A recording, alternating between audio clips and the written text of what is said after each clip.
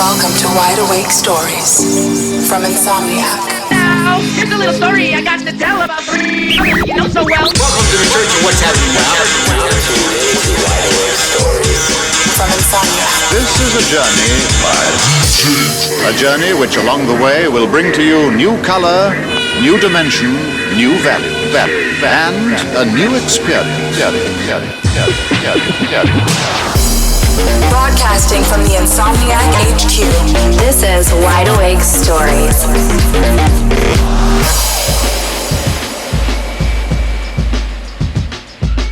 So welcome to an all-new episode of Wide Awake Stories. This is our new monthly radio show from Insomniac HQ. We are here in the booth. I am Rich Thomas. We got Rob Seamus here. Hey, Rich. We got John over there. Holler. Hey, John. And we got a special musical guest in the office today. We got the entire Dave Matthews Band. Hey, Dave, say hello. How's it going? Brought the band. We're missing Sam, though. Sam is lost in transit somewhere between Amsterdam and Los Angeles. Yep, somewhere over the sea. So I want to give a special shout out to all the people who tuned into our first episode, everyone who wrote in, everyone who found us on socials to share their story with us here, the Wide Awake team. You can find us on iTunes by searching for Wide Awake Stories. You can also check out episodes on the Insomniac Events, SoundCloud, and YouTube channels. And don't forget Mixcloud. For all the people out there still using Mixcloud. There's one or two of those. So there's been a lot going on here at Insomniac since our last episode. Of course, we just had Escape Psycho Circus at NOS over the weekend. It was an amazing show. And we've got two big EDCs on the horizon. We've got EDC Orlando coming up. We've got EDC India, if you can believe it, happening the week after Orlando. And soon EDC Antarctica and EDC South Africa. When's that one happening? Yeah. No, but in all seriousness, we do have some pretty big EDC announcements coming down the pipeline, so stay tuned to Insomniac.com for all those announcements. You definitely don't want to miss what's up. David, what else have we had going on this month at Insomniac HQ? Well, if you might have noticed, we've just released our second edition of Insomniac Illustrated, our comic that we began this year at EDC Las Vegas. Yeah, those are fun to put together. I've had a lot of fun doing that. And it's photos taken at the event. So if you were there and one of our Insomniac photo team came up and shot your picture, there's a good chance that you might be brought to life comic book style in Insomniac Illustrated. Yeah, I was reading through the comments this morning and watching people tag themselves and, tagging their friends that made it into the comic and stuff. Yeah, it's you cool. pay good money to have a comic book version of you done at like Disneyland, and this is free. And for some of you who may have missed it, we also announced Middlelands, which is our newest festival. It's a joint venture with C3, the people that brought you Lollapalooza. And that's happening in Texas. If you've got all your best Renaissance Fair gear and you love dance music and other kinds of music as well, and you like big turkey legs and mutton and horns of ale, this is definitely a show that you don't want to miss. And camping. And camping. There's going to be a whole lot of camping. You got to imagine the creativity that's going to go behind this new Middleland show with the minds behind Lollapalooza and Electric Daisy Carnival. I can't even imagine what's going to happen. I'm super stoked. I'm looking forward to it. I think the elephant in the room, with the biggest thing that's happened at HQ that we haven't talked about is, of course, the advent of the Juicero machines. Oh, my Juicero God. for life. The whole office is juicing. What is Juicero, Rob? Goodness. In a little 8-ounce cup is what it is. Little tiny it's packets of heaven. It's a drop of life, every drop. No, I sit right by the damn machine, so every time somebody goes up and starts making themselves a cold-pressed juice, I get an urge for a cold-pressed juice myself. Yeah, so shout out to Pasquale for hooking us all up at HQ with this amazing juice stuff. Keep us all healthy and functioning for all the EDCs that we've got to put together for all you guys. John, Rich, you guys missed it last week, but we had a Halloween party on the roof, and we were mixing cocktails with cold-pressed juice from the Juicero machine. Ooh. It's like healthy but fun at the same time. Sure. Healthy drunk. Tequila and beets. No, like tequila and green juice is actually pretty damn good, whatever it was. Yeah, who would have thought? Yeah. So, but back to the main reason why we're here. This is the second episode of Wide Awake Stories. Our first episode focused on Plur and broke down each letter and how it relates to different people who are either a part of our festivals or who come to our festivals or who are just involved in dance music culture. For this show, we're going to talk about a topic that's near and dear to, I think, everyone's heart, self-expression. Absolutely. Every time we step into one of our festivals, self-expression is everywhere, from your totems, your costumes, to flags, things that people ride on their cars. Yeah. Rave families everywhere. Face paint, everything. I know back in the early days of my early raving days, I had a pair of fat pants, but I was always pretty mellow when it came to self-expression. I never did a lot of candy. I never did any sort of crazy outfits. I had fat pants and that was about it. I made a pair of pants, or two, myself. You did? Back in the day. Rob Seamus originals? They were. They were crappy. Do you still have them? They're probably valuable now. Oh, I can't remember what happened to them. They probably fell apart. There's so many ways to express yourself, and we've seen just about every form at our shows, and this episode is exploring the concept of self-expression and what that means to you as headliners. So we talked to some good people for this episode. Rich, who did you get a chance to speak with? So I sat down with our very own director of imagination and head rabbit, Bunny from Rabbit in the Moon, who is one of the first bands that I was ever really influenced by. They brought a true level of showmanship and performance art to every single Rabbit in the Moon show. And we spoke about what it was like back in those days being a pioneer, and also what it's like as being a member of the Insomniac team, being an experienced creator, how he can take his own vision of self-expression and apply it to all these different shows that we do. Do you remember the first time you saw Rabbit in the Moon? I could never forget. It was definitely at either an EDC or a Nocturnal, and my mind was blown. Mine was on the beach in Ultra, for the very first Ultra in South Beach. Oh, wow. Yeah, I think it was 99. We've also got a special treat for you guys. We're debuting a new Rabbit in the Moon track, first time ever heard outside of Insomniac HQ. So that's going to come up right after Bunny's interview, so stick around for that. It's called Feet Don't Touch the Ground. And John, you got to chat with Dream Rockwell from Lucent Dossier. How was that? That's right. I spoke to Dream Rockwell, who is just as interesting as her name suggests. She's the founder of Lucent Dossier Experience, which is a performance troupe that trips out fans at shows and festivals, as well as residencies at clubs here in LA and beyond. She's also one of the original founders of the Do Lab and one of the original founders of Lightning in a Bottle, which both are exploding on the scene right now in the past 2 to 4 years. Yeah, what they do is pretty immersive and ultra creative. And I mean, I remember the first time I saw them too. They're another one of those entities where you never forget the first time you see them. We also had the opportunity to chat with Lady Casa in Florida. Yeah, someone who many of you have probably seen at our shows from Vegas to Orlando and everywhere in between. She really gets around to all of our festivals. She talked to us about her personal growth within the scene, her inspiration, her journey, and the meanings behind her attire and expressive nature. She also spoke about her growth in a very full circle kind of way, from her beginnings as a young raver, the baby of her rave family, into eventually evolving into a wise mother figure of the group. She really goes all out every time I've seen her at a show. She does not half-step it at all. And she really is kind of a scene celebrity too. I mean, she's quite the definition of self-expression. For sure. And that's a whole other area, these kind of social raver influencers. That's something that hasn't been around for a long time, but it's a big deal now, Very #millennial. So that was kind of the rundown of what we have coming up for this show. And to kick things off, we're going to introduce this thing called Raving Reporter. I think we're calling it Raving Reporter. Let's call it the Raving Reporter, because this guy that I met at EDC Las Vegas earlier this summer was exactly just that, raving and ranting about who knows what. So let me set the scene up for you. It was day 3, I guess morning, day 4 of EDC Las Vegas 2016. It's about 6:30 or 7 in the morning. And I'm dead tired.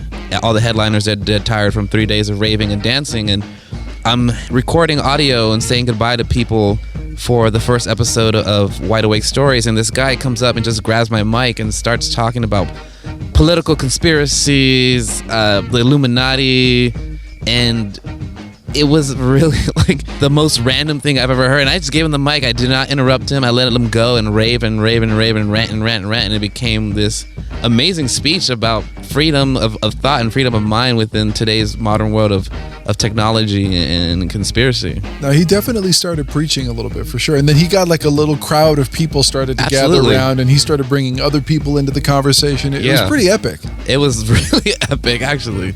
Yeah, and what better way to kick off an episode focused on self-expression than to hear one man really just go off on all the things that he's concerned with, all the ails of the world, where we should be spending our time, what food we should be eating. I mean, he was expressing himself to the fullest degree. Express yourself. Wide Awake Stories. Raving Reporter. So you recording this? You guys understand what's going on with the meat?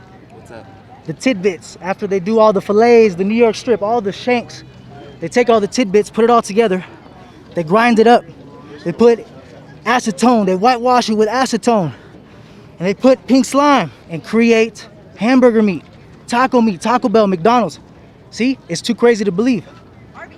Do your research. We have to wake up. The power is in our hands. You see what's going on with the politics right now? Doesn't everyone feel helpless? When in reality, we have all the power. We have to create a government that works for us. We are literally distracted with NBA Finals. LeBron James. All you hear, we are idolizing the wrong people. We don't idolize the family, the church, the state, no more. We are teaching garbage. We are eating garbage. How are we the wealthiest country on the planet, and yet we have one of the worst healthcares? How is that even possible? How is it that our roads are constantly under construction? Do you know how much money Las Vegas as a city makes every year? I can't even say it. It'll make you throw up how much. Miami's even worse. A lot of money being thrown around. You see Ferraris, Lamborghinis over there, but the divide of income, social, and financial inequalities are so large in different cities that people don't even realize. All the stuff that's going on in Flint, Michigan, and this is a perfect opportunity right now. Everybody's got 2 ears and just should do twice as much as listening as they do talking. This is a perfect opportunity to get the young people together and actually make a difference. Because if you say wah, you feel helpless, you don't get them on their base level. If I'm out here with a megaphone, I guarantee that I'd change people's lives right now. The owner of 5 Hour Energy is worth $1 billion. Those are the people that we need running our country and our planet. People that invest in actual communities. People that actually fix the problem, not mask the problem. The whole pharmaceutical industry, the whole military industrial complex. We are living upside down. I want to say something on this radio show. 6666, great. How many people heard that one? 1 million people, right? Subliminal messaging. It gets crazy and deep. You know, and you can say I'm a conspiracy theorist at the same time, but there's a lot of subliminal realities that people don't really see or are aware of. You know, people are actually listening right now. I'm changing their lives by the very fact of asking them a question about $1 million. Hey, sir, has anybody asked you if I gave you $1 million, what would you invest it in? Has anybody ever asked you that question before? No. Okay, I just changed your life. How many hours a week do you work? I work 50. Oh my God, 50 too many. If you should work for yourself. You know what the most valuable commodity on the planet is? What's that? Time, amigo. You can never get it back. It can never be replicated. Yeah. Stop wasting your time. Life is cliche. It's all the puzzle pieces.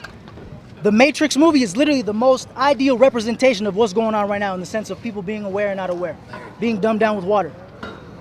And with those words, I part. Wide Awake Stories from Insomniac.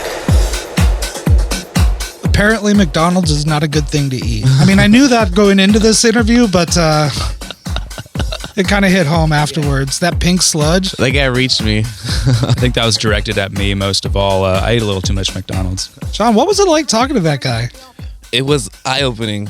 It was fascinating just to see, like Rich was saying, one dude just spitting on the mic and then having just a crowd of people listening and watching him just go off the cuff and off the mind out of nowhere, dropping some really good knowledge. Yeah, that's pretty profound. Knowledge nuggets.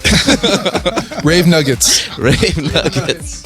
If you recognize that voice, or if that voice is you, please hit us up. You want free tickets, we'll hook you up just for saying all that nonsense. Or truth, however you want to see it. It's great. Please hit us up. Yeah, that really is the coolest part of our gig, walking around and putting a microphone in front of people and seeing what we get. You know, some people really are not shy when it comes to sharing their feelings and expressing themselves. And that's how this show was born. We walk around all of our festivals finding all these incredible stories, and we wanted to bring them here to Wide Awake Stories. So if you have one, hit us up on Facebook, Twitter, # Wide Awake Stories. Find us on insomniac.com and let us know what you have on your mind.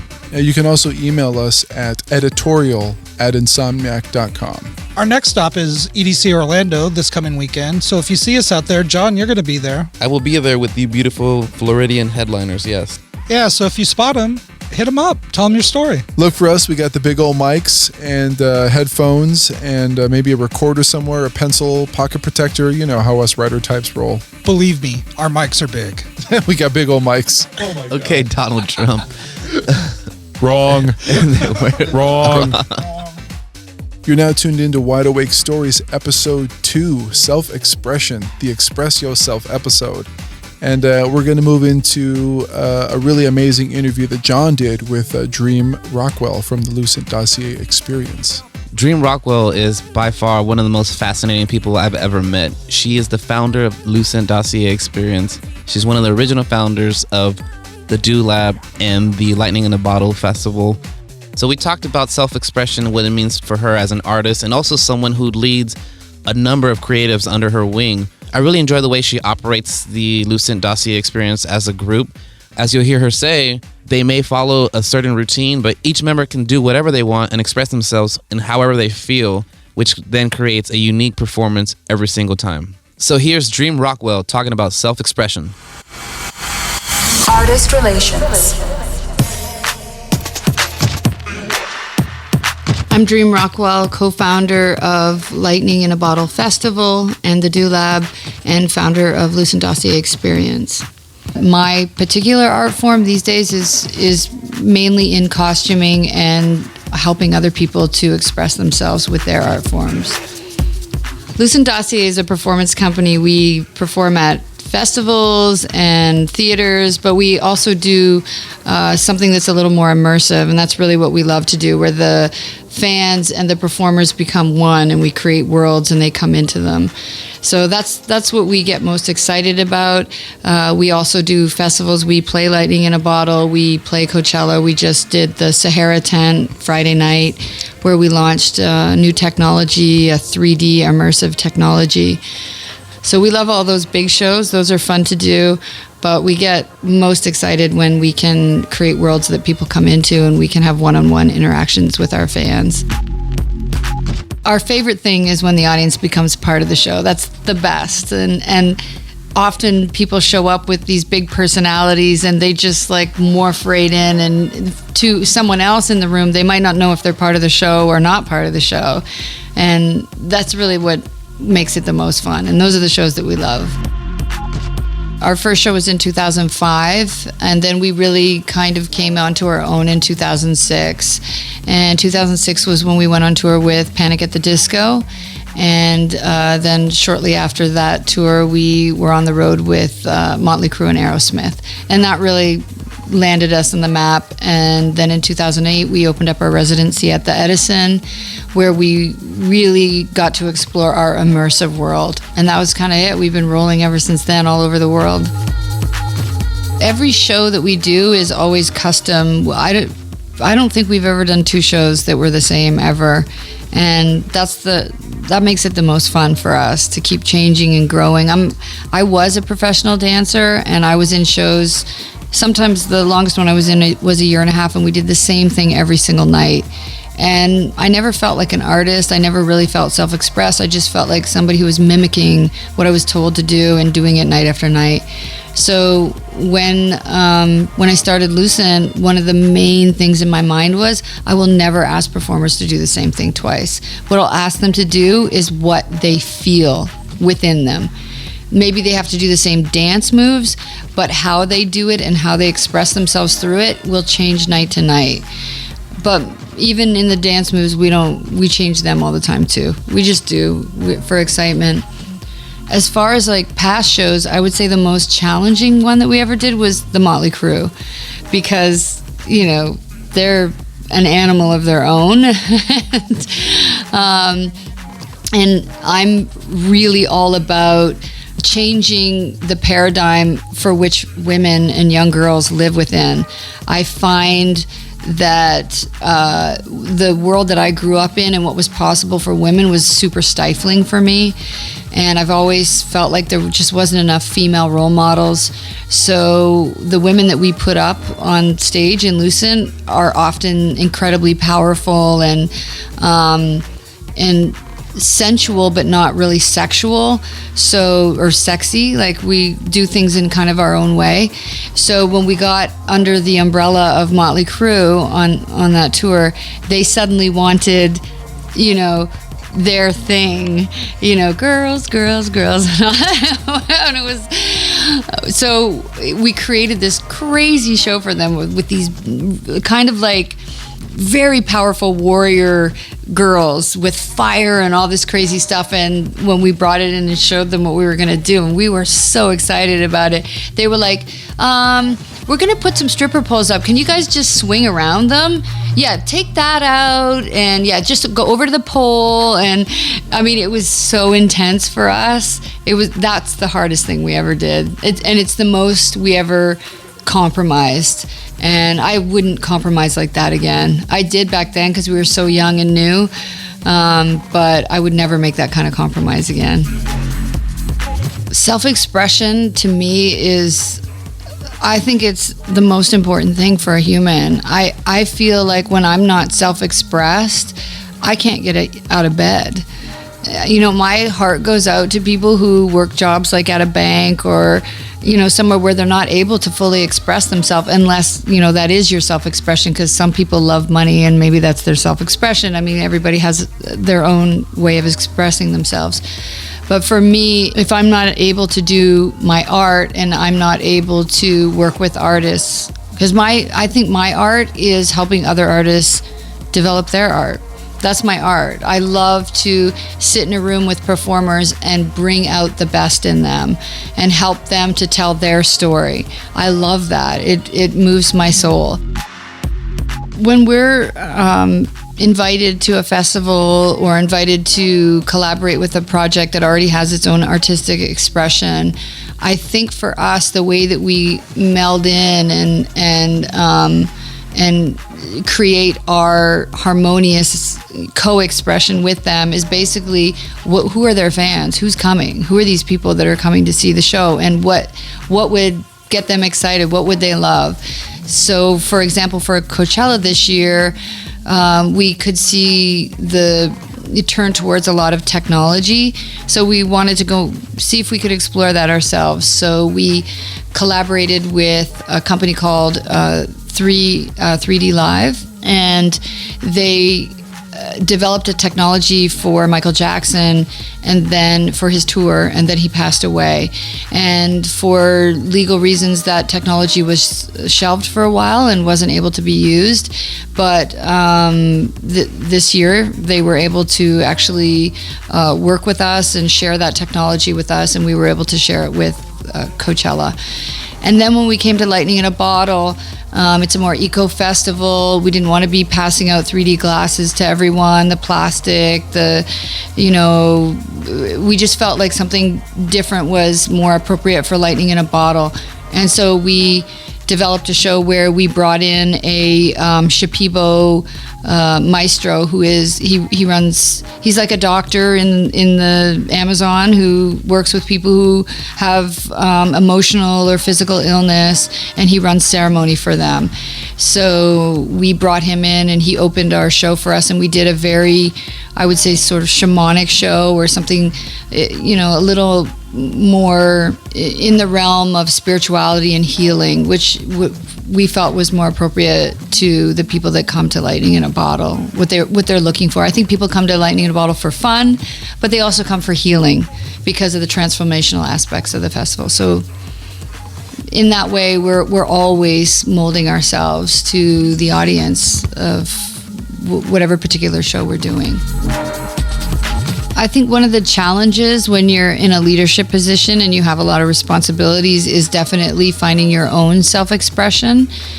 Because my self-expression right now is helping other people find their self-expression, sometimes, I do want to just run away and go figure out what it is that is exciting me right now. But I think I keep coming back to just loving what I do. I love creating lightning in a bottle. I love working with all of the artists and the different people that come through the festival, in particular the transformational aspect of it. And I love Lucent. I love what I'm doing. Do I wish sometimes that I could just sit on a beach and paint a sunset? Yeah, I do. I would love to try out something like that, and I'm definitely trying to carve out some time for me to see what else I'm interested in and what else might come through for me. I'm also a new mom, so we'll see. We're that, the painting of the sunset might have to wait a few years. I think my advice to anyone who's struggling to find their own self-expression is the first key is to release judgment. It's the thing that stops us. So you have to be willing to make mistakes and fall on your face and do things that are crappy and be okay with it and just keep going. Years ago when I was younger and I was first, finding my expression, I remember I made a piece of artwork and it was awful. When I got done, I was like, this is awful. And for years, just thinking about that awful thing I did stopped me from doing anything else. And I literally had to go to Burning Man and see all of the celebration of like both beautiful and kind of crappy art that I realized, like, wow, even crappy art can be fun. So I should just give it another try. Let me just try again and be less judgmental of myself. I think Burning Man helped me so much because it's so dirty and crazy and wild and like reckless there that it makes everything seem possible. And we're in a world where advertising is showing us so much perfection and television is showing us so much perfection, and it's unrealistic to the human experience. I am not perfect. I don't live in a perfect world myself. So all these images that I was shown were just making me beat myself up about who I was naturally. So the first thing I would say is know that what you're seeing on TV and what you're being shown, even all the big artists who, if you look at Beyonce and like Katy Perry, it's all so perfected, but it's not the truth of who they are. It's not the truth of the world. So let yourself be raw, let yourself be dirty, let yourself be broken, and be okay with all of that. And out of that will come your expression. This is Wide Awake Stories. So that was Dream Rockwell. You're listening to Wide Awake Stories, episode 2. And today we're talking about self-expression. And she is one of the most creative and self-expressive people I've ever met. But it took her a while to get there, and it took her a while to find her best form of self-expression. And what I learned from her the most in our insightful conversation was to not be afraid to be yourself. Let yourself be yourself, and you'll find your form of self-expression. Yeah, you do you, as the kids say. You do you. You do you.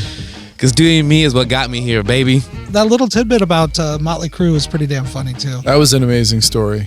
So for those of you headliners who are living in LA or visiting the area, the Lucent Dossier Experience just kicked off a weekly residency at Clifton's in downtown LA, so make sure you hit that up. So coming up next, we have Bunny from Rabbit in the Moon. Rich, you got to talk to Bunny. So Bunny and I had a chance to sit down and talk about Rabbit in the Moon, talk about what it was like being a pioneer of that style of electronic music back at that time, and the artists that he really kind of looked up to as frontmen and showmen, and the whole legion of people that kind of they inspired as well. And he has some very strong thoughts about today's rock star DJs, if you will. This is Wide Awake Stories. Experience creators. So I'm sitting here with Bunny from Rabbit in the Moon, and for an episode about self-expression, I can't think of anyone who has parlayed their own creative expression into an entity as big and influential as Rabbit in the Moon. So let's start by talking about Rabbit in the Moon and how the group came about and where you guys were operating out of and what was happening in dance music culture at the time. Rabbit in the Moon, for the new kids, we were wanting to do something that was a audiovisual experience that was immersive and creating characters instead of just seeing a DJ put their hand in the air.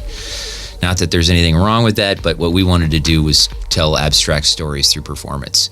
And really kind of, there haven't been too many people since then that have done it. And so this is 1993 in more of a rock world, coming into the dance movement where you didn't really pay attention to the DJ and creating a show that would make people feel something. Performance art in dance music has come a long way, but still isn't, there aren't too many frontmen in dance music. Having frontmen in dance music is what takes it to that next level. You know, the people that have picked up the torch in this era. You know, the Steve Aokis, the people who are rock stars on stage. Just the hand in the air. I think people are sick of that and want to experience something from a frontman that doesn't have to preach to them or talk to them. It's a vibe. And that's Rabbit in the Moon wanted to create that that world where you believe what is happening, and it's not just a dancer on stage or a gag. It's a vibe. Kind of, I mean, I wanted to create a shaman, a spiritual leader for a multitude of people to funnel their energy back at them. And through a performance, and I'm proud to know that kind of being one of the forefront people doing that no one has really done it since, and it being back together and playing EDC Orlando is really exciting to me, to be able to show the young people what that is about and what that's going to feel like. Because watching a video, it's not the same as being there and being present together. Obviously, Rabbit in the Moon was operating in the early 90s, and like you said, there weren't a lot of people. There wasn't really anyone doing specifically what you were doing. So who were you influenced by? I mean, if those influences came from the rock world or the kind of theatrical world, who were you trying to channel when you would get up there on stage? There's only a handful of people in the history of modern music, rock included, that I would consider like the godfathers of being a frontman. Perry Farrell from Jane's Addiction, Angelo from Fishbone. I would say performance-wise, a group called Meat Beat Manifesto. I came from the industrial world.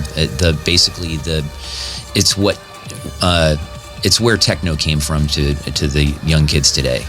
Techno came from industrial, and those roots of industrial music, repetitive, banging of metal in a warehouse vibe, and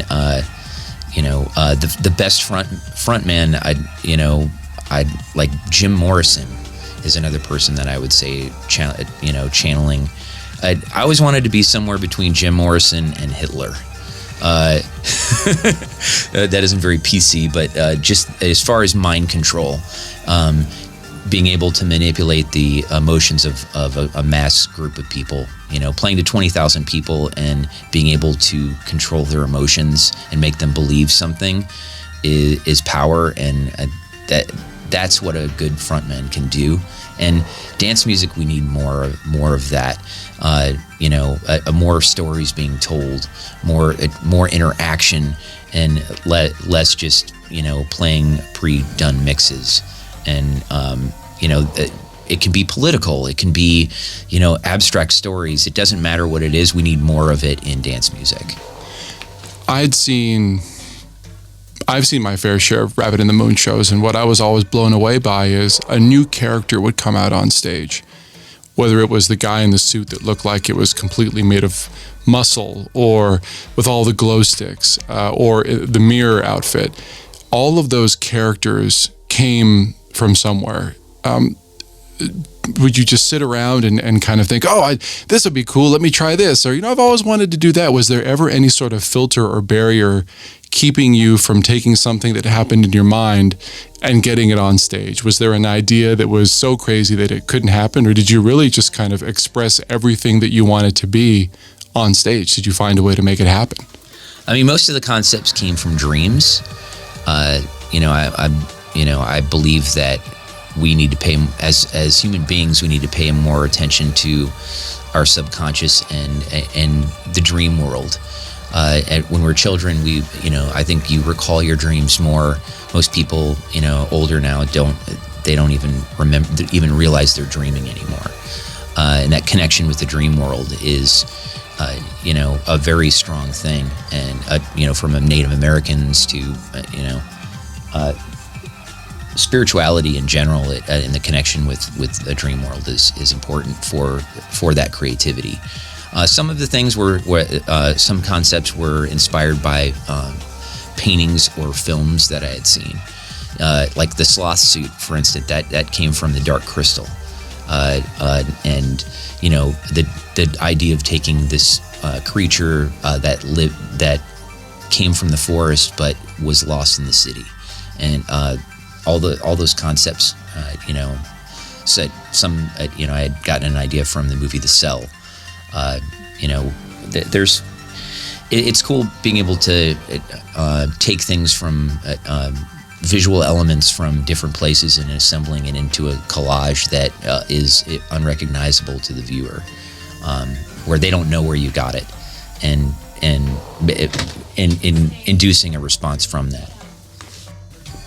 So in addition to being obviously a founding member of Rabbit and the Moon, you work here on the Insomniac side. You are an experience creator, as we call ourselves.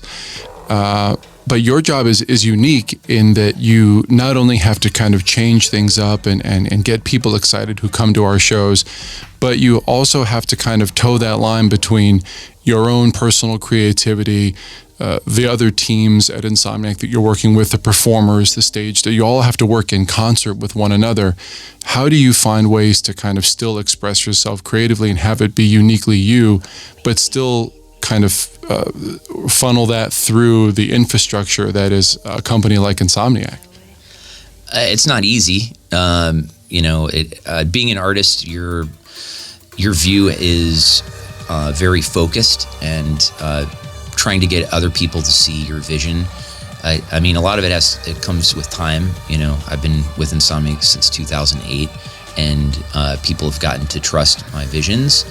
Like for Escape, that like people are scared of horror, and I live in that world in my head. Things like EDC, the lighter side of things. That's not completely my character and my creativity, but being able to, being an artist and being able to channel different people, channeling what I try to see through Pasquale's eyes and what he wants to see, and filtering that with rose-colored glass. As far as creativity, I started as being a front man of a band that Pasquale booked, we headlined the first EDC, and he loved the performance aspect of what we did, and he was like, can you bring that to my festival? And that's how I started working with Insomniac. But as far as other creativity, he's like, can you do performance stuff, so can you how about video? I need a trailer for this festival, and then I started doing the trailers and directing videos for Insomniac, and it's just snowballed. My title is Director of Imagination, and that kind of lets me go wherever I need to go. The main thing is any good artistic endeavor takes a village, and we've got a good village here, and not one person does everything, and it has to be a group effort, and that's what we try to attain. Wide Awake Stories from Insomniac. So what I didn't tell you is after our interview, I locked Bunny in the recording studio and I wouldn't let him out until he gave us a brand new Rabbit in the Moon track to debut on Wide Awake Stories. So here is the tune. It's Feet Don't Touch the Ground, new Rabbit in the Moon. If you're going to EDC Orlando, make sure to check them out. You will probably hear this song and you will be happy that you stuck around.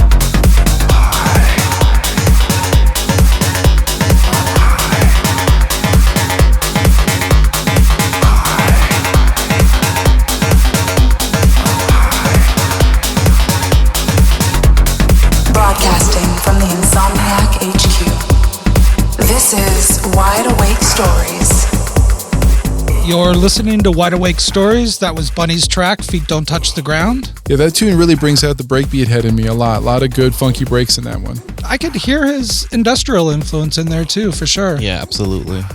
If you've met Bunny or if you've seen Rabbit in the Moon, you know that there can only be one Bunny. From who his influences were to wanting to be a little bit Hitler. Hitler? What's up with that? What's up? Yeah. Mind control. We need someone like Bunny here at Insomniac to bring that creative juice, that creative juju out of everyone. Yeah, he brings the real for sure. If you were at Escape, you saw for the first time this year, we always have haunts at Escape. And we always work with some amazing people to put those together. But the Asylum at Escape was over the top. And that was Bunny's brainchild. It was disturbing and frightening and scary. And if you went through it, you probably feel the same way as I do. And I'm still having nightmares. If you ever wanted to know what it's like inside Bunny's head, that was it. Thanks for listening to Wide Awake Stories. And again, this show is all about you guys. If you have a story that you want to share with us, whether it was about self-expression or Plur or anything else, your outfits, what you think of us as hosts, what you'd like to see at the next Insomniac show, what you think of the new Bass Nectar album, what you don't like about the new Hardwell record.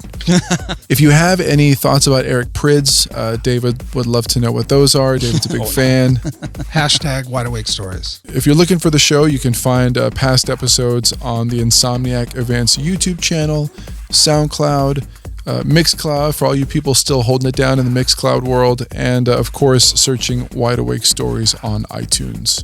So who do we have next, Dave Matthews Band? We have the one and only Lady Casa. Yeah, Lady Casa is a pretty colorful character. If you know who she is, she really needs no introduction. If you don't know who she is, I encourage you to open up a browser, go to Google, and type in Lady Casa, and you can see exactly why she is a prime candidate to talk about self-expression. I mean, visually, she's probably one of the most self-expressive people that I've seen at our shows. No, stunning. And she always has a new outfit for every show. She always likes to look different. She likes to have different looks and different vibes about what she does. She really takes a lot of care in putting together her festival attire and really gets into the spirit. And the reason we wanted to speak with Lady Casa is because she defines what self-expression is in the festival world. And really the reason why she's so known within the festival world is because she chooses to self-express herself everywhere in every which way you can imagine. But she also inspires others to express themselves. So there's no way to talk about self-expression without talking to Lady Casa.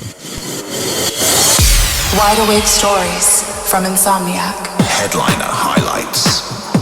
Hey there, I'm A-Ray, and I'm sitting with somebody who wears many crowns, including Candy Queen, Plur Warrior, Healer, but most notably, Lady Casa. Out of all the roles that you play, is there a persona that you identify with most? I wouldn't say there's one necessarily, like a persona that I identify with. I think this whole expression of myself that I've had over these last 6 years it's been about has evolved really. I've been going to festivals and associated myself as a raver since I was like 1999, 12 years old, 11 years old. As soon as I heard techno music or the term techno and its association with being a raver, I really identified myself as a raver. I started attending Ultra in 2002, and I think it was in my 10th Ultra. So by the time I was about 22, 23, that I was like, you know what, it's time for me to give back to the young ravers. I had been that young raver, had been that young person in the group that was always taken care of, and I felt finally that I needed to create some sort of figure that I could be looked up to. So I think there was a time that I was about 23, 24, and I had young friends. They were like 16, 17, 18. They came over to like make candy with me, and I would counsel teenagers either in person or in text or through social media. They would call me on the phone. I mean, they were just telling me their teenage So you were like Mama Casa as well? Yes. Mama Casa was another thing that I was called often. I wouldn't say that there's like one, back to the question, one person that I identify more. It's more of like, it's evolved, even with the candy, it was like, okay, I had candy outfits, and then I started doing stones on the candy, and then I did chakra outfits, and a lot of it stems back to the time I went to the Yucatan. So this was December 2012. There was like that big hype about it being the end of the world, and the Mayan prophecy that we're shifting into a new time, and I went to the Mayan ruins in Mexico. It wasn't necessarily a music festival or anything. It was more of like a spiritual gathering, and I met spiritual leaders from all over the world. I mean, people had written books. I mean, just like really amazing, like high vibrational, spiritual, like people with a lot of wisdom to share. And I met some native tribe leaders, and I was informed about a prophecy which was called the prophecy of the eighth fire. and it's supposed to be that humanity, or that we've reached a time, humanity was going to reach a time where we would be at the crossroad between materialism and destruction and spirituality and love, and then it would take the Rainbow Warriors to lead us into the direction of spirituality and love. To me, what the Rainbow Warriors meant was all of us. You know, we're at a time where back to what this article is about, self-expression. You know, people are really, we're a rainbow people more than ever, whether it's your race, your cultural background, your sexual orientation. We just have so many expressions of humans at this point. So that's what I saw. It's a rainbow people that was going to lead us into the direction of spirituality and love, and that fit in so well with the rave mantra of peace, love, unity, and respect. Yes. And I took that prophecy and I took that journey, that spiritual journey that I went on, and I, made a story and a character of my own to bring back to the people who looked up to me. Creating festival fashions seems to come natural to you. Like, what is it about dressing up and having props that appeals to you the most?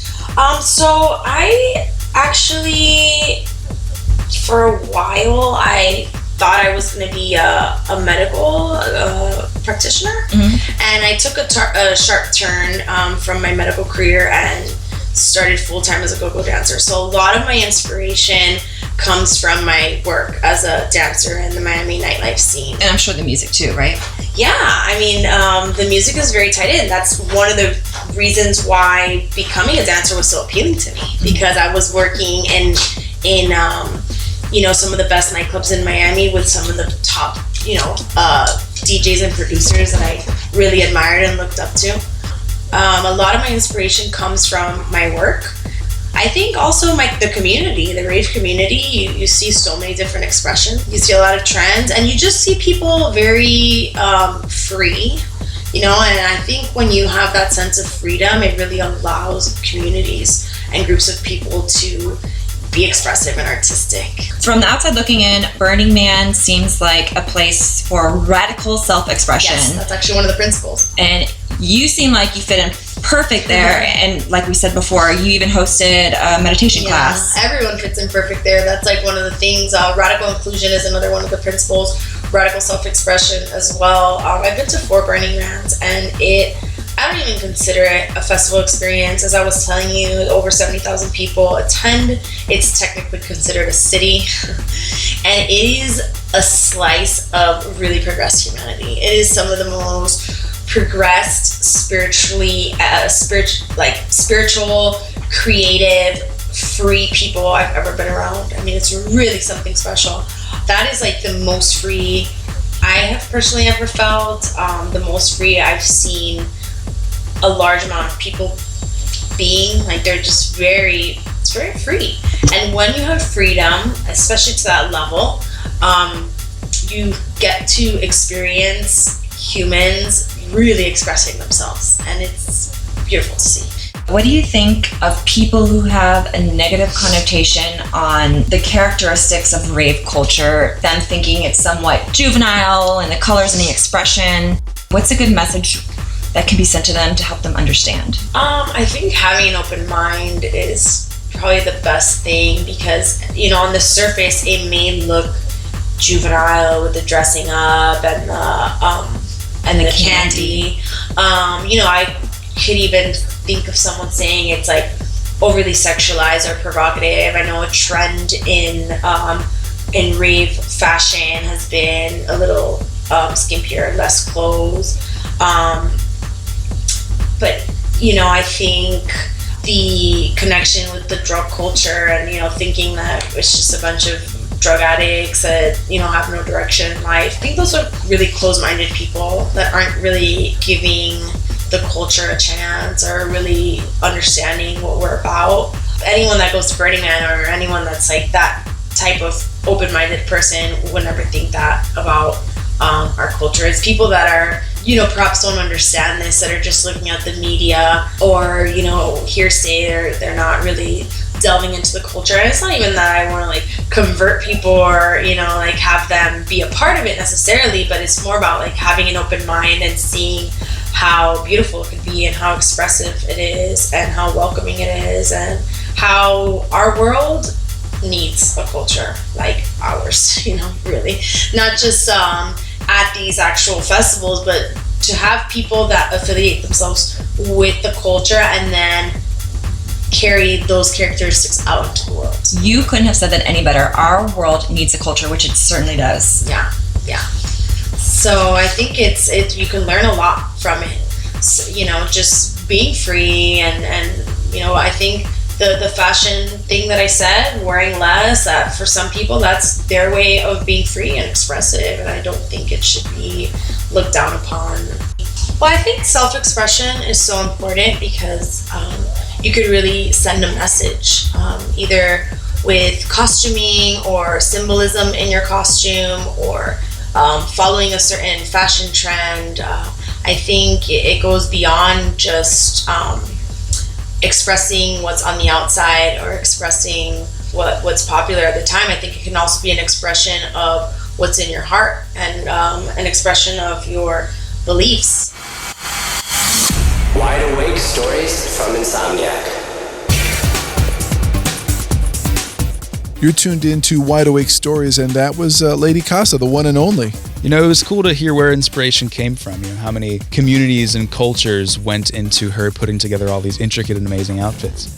Yeah, it really is about the evolution of her self-expression that hit home more for me than any other part of her story. A lot of people at our shows go through that. They go through their introductory period of dance music when they're just kind of tagging along with a friend and figuring it out, and then they get more self-expressive with their outfits, and then maybe they make a little candy, and then maybe for Halloween they dress up. And I think every headliner has a way that their self-expression kind of evolves, just like Lady Casa. I mean, you don't have to be someone who dresses in outrageous garb and always has new outfits to really have a progression yourself. If you want to put a face to the voice you just heard, Lady Casa, check out her social media at Lady Casa on Instagram and Twitter. And while you're at it, hit us up, #WideAwakeStories. We'd love to hear from you.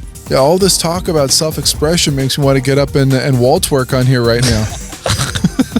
Please do it, Reg. No, I don't know. There's no video. That's the pay-per-view. That paywall. That's paywall. That paywall content. This is Wide Awake Stories. Broadcasting from the Insomniac HQ. If you like what you hear, I know we only do Wide Awake Stories once a month, but Insomniac.com is always broadcasting new content every day about people in the scene, people in the culture, things that are happening here and abroad. So make sure to check out Insomniac.com and all the original content we've got on there. That concludes another episode of Wide Awake Stories. What do we got coming up on our next episode? It's going to be all about community. Dance music culture is made up of so many different communities. I mean, you've got communities of people who come to shows, you've got artist collectives who work together, you've got DJs who work in crews and cliques, you've got online communities. I mean, there's so many different ways to define community in dance music culture today. And we'll be diving right into communities in the next episode of Wide Awake Stories. So let us know about your community or what community means to you. Hit us up on Facebook, Twitter, #Wide Awake Stories. So that's a wrap. Thanks for listening to Wide Awake Stories. John, you're off to EDC Orlando next, right? I'm off to EDC Orlando to find your stories. So if you see me with the microphone, hit me up and let's chat. And for those of you who are heading to our first ever EDC India in a couple of weeks, have a blast, have safe travels, take a bunch of photos, hit us up on the hashtag, and let us know how it went down.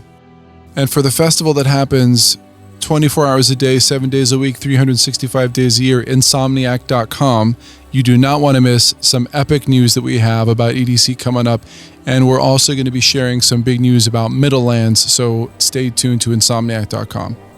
Catch you next month here on Wide Awake Stories. Peace out. Tune in next month for a new episode of Wide Awake Stories.